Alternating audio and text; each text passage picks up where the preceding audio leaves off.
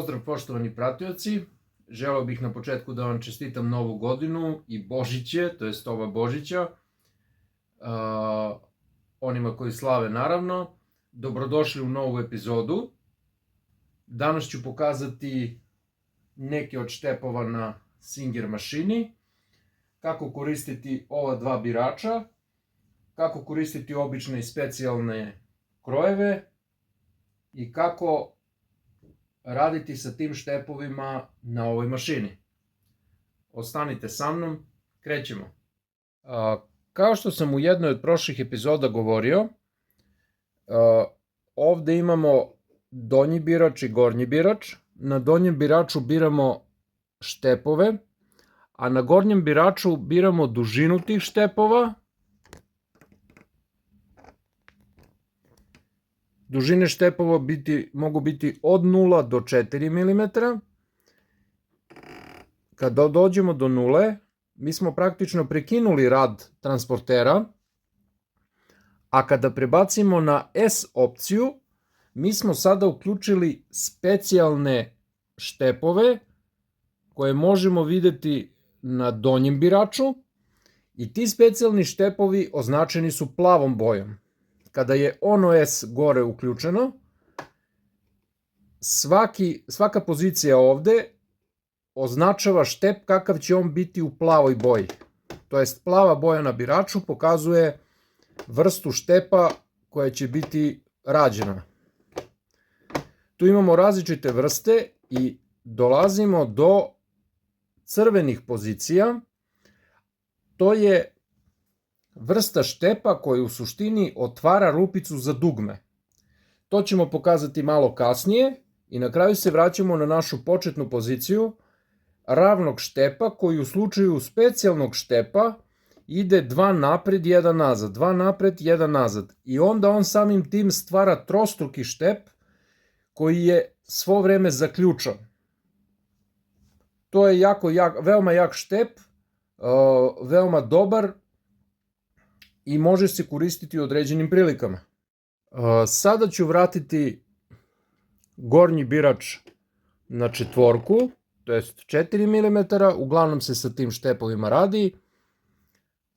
I polako ću da krenem sa običnim štepovima da bi vam pokazao na komadu platna kako to izgleda. Ovde sam našao jedan deblji komad materijala, to je stari materijal koji se nekad koristio za izdržljivije rančeve, vojne neke potrebe i slično. Ja sam ga presavio na duplo da bismo imali jedan dobar štep i krećemo. Kao što smo i u prošloj epizodi radili, ravan štep, on će biti prvi i polako krećemo sa ravnim štepom.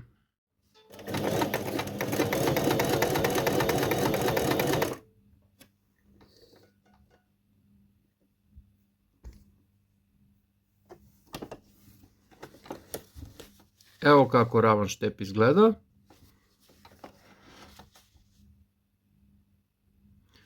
Ja nisam držao pravac, to sada nije ni potrebno. Evo kako izgleda sa druge strane. Ne znam da li to kamera može da vidi. Jako loše fokusira, to je telefon u suštini.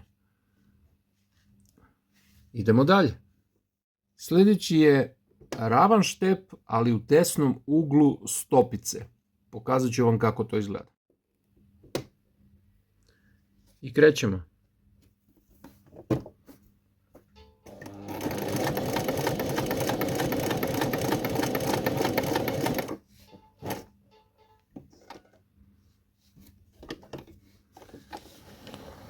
Kao što možete vidjeti, on se pomerio nekoliko milimetara u desnu stranu. U odnosu na ravan štep, možda je to ovde slabo vidljivo, ali to dosta znači kad se radi uz samu ivicu, da bi igla mogla da ide uz samu ivicu štepa. Evo, pokazat ću ponovo.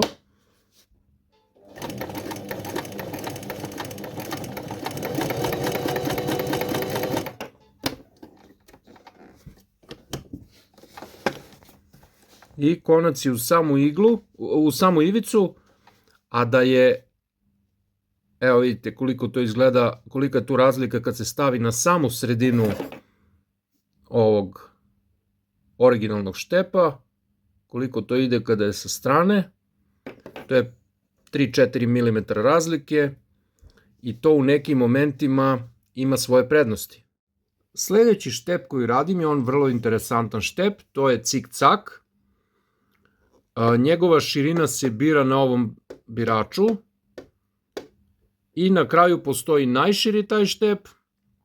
Međutim, da bismo dobili željenu debljinu, dužinu rada tog štepa, moramo korak birati gore na biraču i raditi njihove kombinacije. Ja ću vam sada pokazati kako izgleda šiti sa cik-cak štepom. Krenut ćemo sa 4 mm, pa ću ja polako na gornjem biraču smanjivati milimetražu i vidjet ćete koliko se smanjuje sam štep. Krećemo sa 4 mm.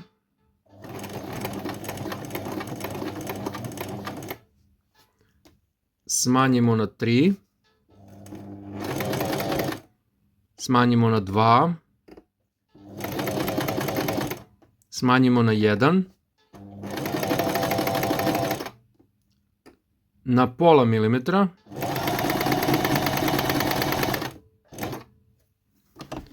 I evo kako to izgleda. Znači krenuli smo sa 4 mm, smanjili na 3, pa na 2, pa na 1 i na kraju pola milimetra hoda.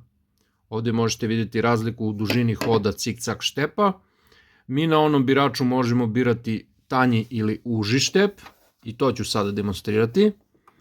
Također ću krenuti od četvorke, upola tanji štep, trojka, dvojka, jedinica, pola milimetra.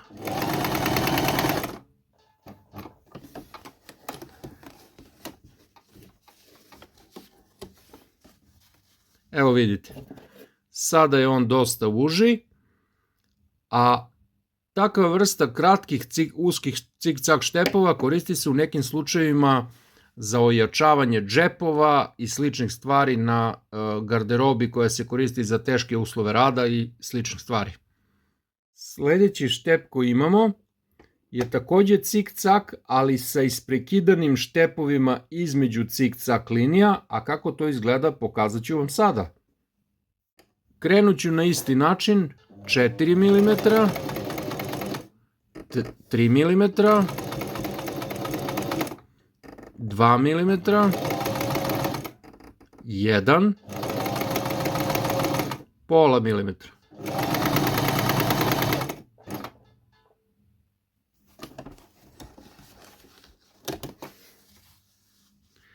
Vidite, on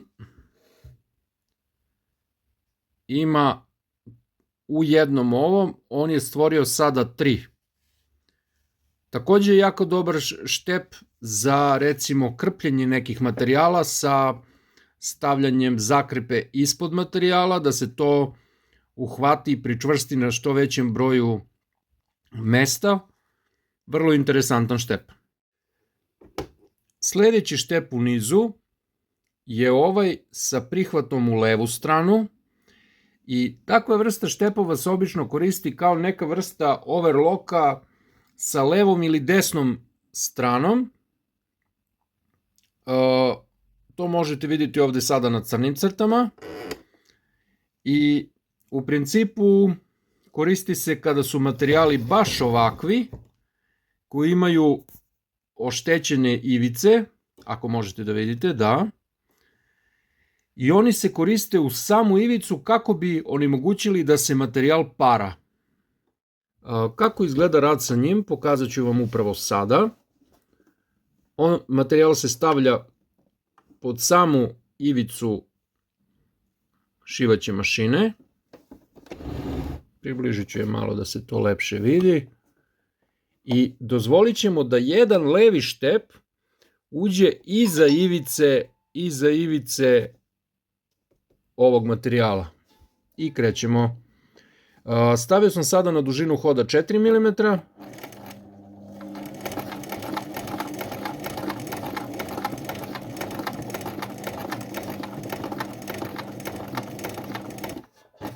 Smanjit ću dužinu koraka na 1, čisto da bih vam pokazao razliku.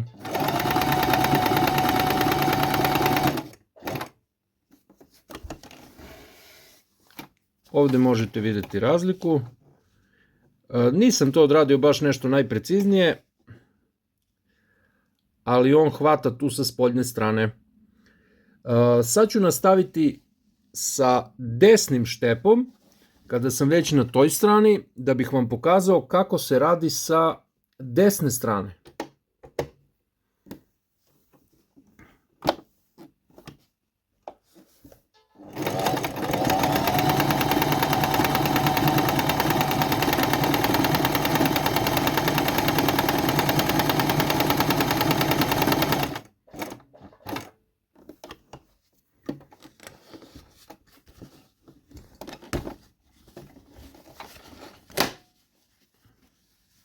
Vidite kako je konac uhvatio sa ove strane. Išao je radi štep ovdje i štep ovdje istovremeno. To uvezuje. Evo kako se to vidi sa druge strane. I sada naš materijal ne može da se para. Obično se takva vrsta štepa zove overlock i radi se na specijalizovanim mašinama. Idemo dalje sa sljedećim štepom, to je ovaj, ne znam ni kako bih ga nazvao, nepravilni štep. Sa njim također krećemo sa 4 mm, lagano ću smanjivati da biste vidjeli razliku. Krećemo sa radom. 3, 2, 1 mm, pola milimetra.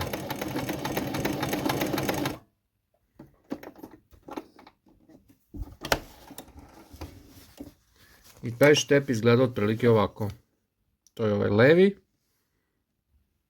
Ne znam zašto se upotrebljava. Ja ga nešto nisam koristio, ali eto, postoji kao opcija. Naš sljedeći materijal je ovaj, također nepravilnog oblika. Sada ćemo vidjeti kako on izgleda.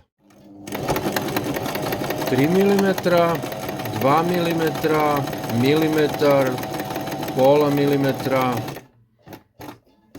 i to je to. Ovaj levi, to je taj naš.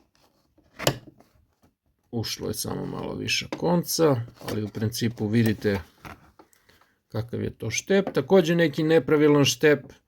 Ne znam zašto je on namenjen, nisam ga koristio, ali eto, čisto da ga pokažem. I evo, posljednja vrsta štepa, to je ovaj kao 3 polumeseca.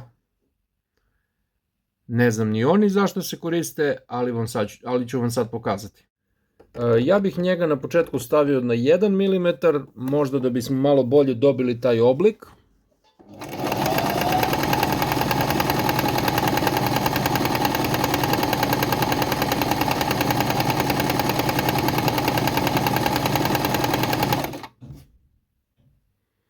To je to.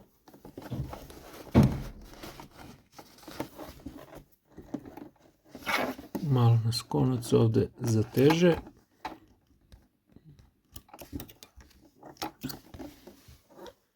To je taj polumesec sa leve strane. Možda bi moglo da se čak i malo skrati korak ispod 1 mm kako bi možda to bolje dobilo neku svoju formu. Ne znam zašto se koristi, ako neko zna, pišite u komentarima, to bi bilo to. Sada ćemo preći na ove specijalne štepove.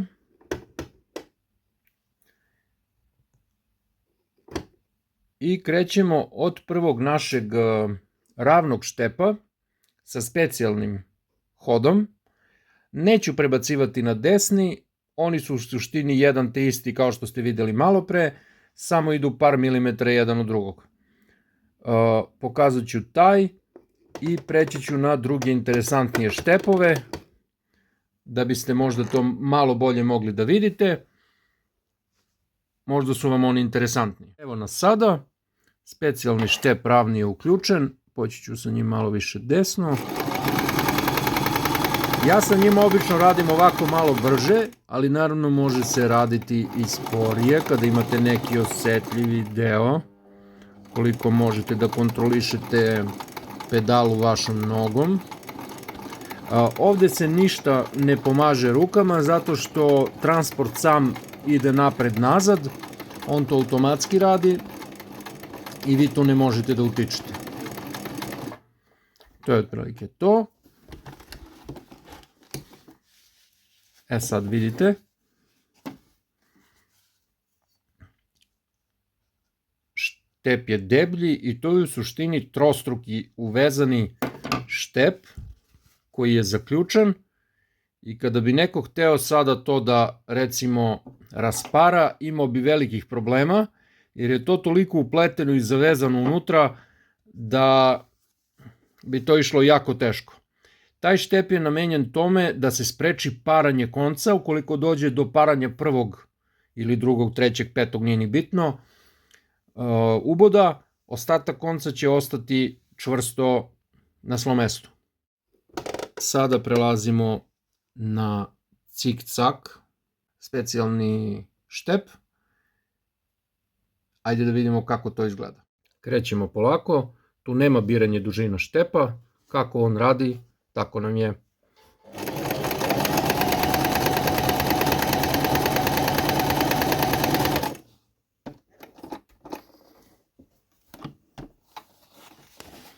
Vidite, klasičan cik-cak štep, dužina samog hoda je otprilike 2 mm, a ovde 2 do 3 puta zavije, ja mislim da je 3 puta ide levo desno, gore dole i sve je to uvezano i upleteno, kako se vidi sa druge strane. Vrlo jak štep koji možete koristiti za različite namene i on je sasvim ok. Sljedeći specijalni štep koji radimo je cik-cak upleteni, to je takođe cik-cak, ali onaj sa hodanjem između, koji u suštini pokazuje kao neku upletenu osmicu koja je vrlo interesantna i vrlo jaka, to jest kad se uradi vrlo je interesantna štep. Evo kako on izgleda.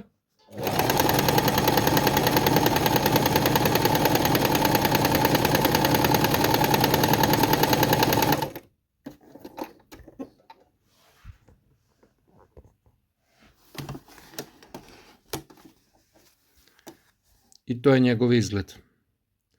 Kao upletena osmica.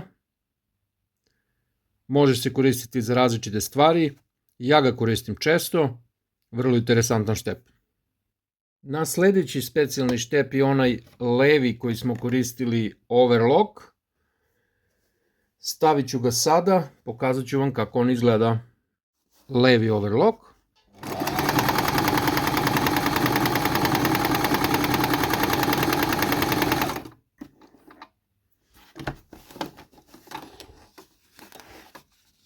Bio je levi, sad je desni, zavisno od toga kako stavite vaš materijal. Idemo dalje, to je nešto ovako. Takođe leva vrsta overlock štepa, koji bih ja radije koristio nego prethodni. Idemo da vidimo kako on izgleda. Evo ga.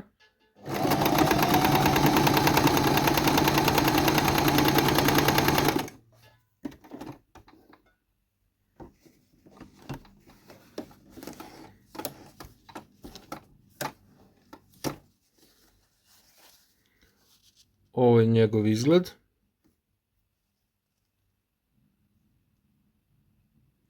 Vrlo dobro obuhvaćeno u jednom i drugom uglu na svakom koraku. Veoma efikasno i ja bi najradije koristio taj štep kao overlock. Posle njega imamo desni, kao onaj prethodni levi, njega ćemo preskočiti i idemo na ovaj interesantni plavi, koji ja mislim da će vam se svideti. Vrlo interesantan štep. Evo ga kako izgleda.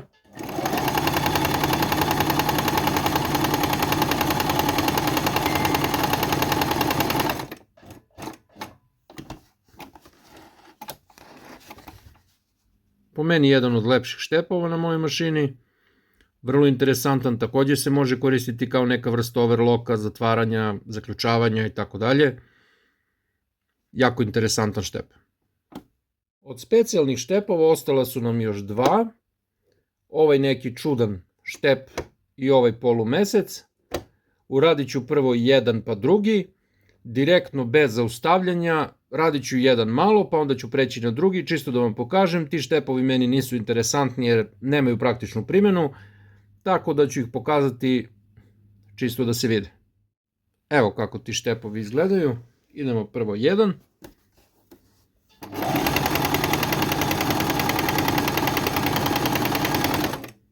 Idemo drugi.